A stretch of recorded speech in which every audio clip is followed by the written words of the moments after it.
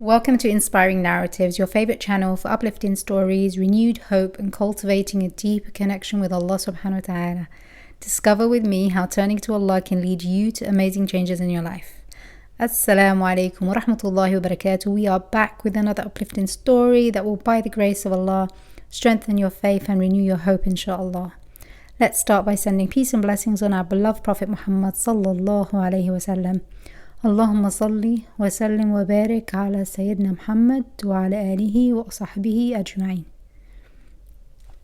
Pour yourself a cup of something you love, get comfortable, and let's get started with our story. This is a story I've received from a brother, and I will read his message. I have been listening to your channel on YouTube and was very inspired by everything I heard. I live and work in the UK, and from last year, alhamdulillah, we managed to change our conventional mortgage to a Sharia compliant one. This was a great achievement, as we all know the punishment for interest in the Quran. However, the change happened at the peak of inflation and interest rate, but me and my wife remained steadfast and persevered out of fear of Allah. I had 2 jobs which were enough to pay for most bills of my household, alhamdulillah. However, October last year, I resigned from one of my jobs due to some grievances that I had with management and some other staff. I still had my main job, but slowly the cost of everything went up and I found myself almost short every month. My wife is very supportive and contributes where necessary, as she works as well. When compared to a conventional mortgage, I was paying £500 extra per month with a Sharia compliant one. It became to a point where I had to find a second job, as it won't be enough to repay the mortgage, and to go back to a conventional mortgage was out of the question. This life is a test from Allah subhanahu wa ta'ala, and the exam is really hard. Listening from your videos, I started doing daily dhikr. One day I would be doing istighfar, and one day I'd be doing Hawqala. And on Friday I would send salawat on the Prophet sallallahu alaihi wasallam. 2 weeks after starting this, I was driving and saying La hawla wa la quwwata illa billah. I received a phone call from a workplace that I applied 2 months ago. The lady asked me if I could start work that same week. I was shocked and humbled by the power and mercy of Allah subhanahu wa ta'ala.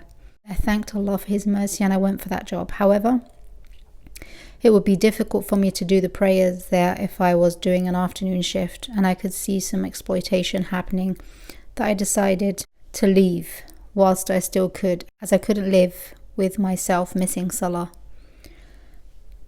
Subhanallah, see, the story is so beautiful because he prioritized Allah subhanahu wa ta'ala. Allah blessed him. This lesson of this story is when we put Allah first, Allah takes care of everything else. Subhanallah. Putting trust in Allah, he goes on to say, putting trust in Allah and doing daily dhikr again. Also waking up for tahajjud and begging Allah for a second job where I can perform my salah. Alhamdulillah, I can reveal that this week I had 2 fantastic job offers that doesn't clash with my main job, and which I would also be able to attend a mosque or even go home in the evening to do my salah. I went for an interview yesterday and I got the job, and alhamdulillah for everything. Lastly, I would also say that the podcasts where you explain the Hawqala, we don't have any power or strength, and only Allah has unlimited power and strength, and change will come only by the permission of Allah subhanahu wa ta'ala. I started reciting the Hawqala whilst concentrating deeply on these words, and it feels that my connection with Allah subhanahu wa ta'ala keeps getting stronger. May Allah bless you and bless your family, my sister in Islam. And the message ends there. It's a beautiful message to everybody. As Allah subhanahu wa ta'ala has said, and whoever fears Allah, He will make for him a way out, and will provide for him from where he does not expect. And whoever relies upon Allah, then He is sufficient for him. This is a beautiful example of this. May Allah bless your family. Wa jazakumullahu khairan for sharing your story with us. This brings us to the end of this video. I hope you enjoyed this story. I'd love to hear your thoughts, so do leave a comment below. I'll see you in the next video. Assalamu alaikum wa rahmatullahi wa barakatuh.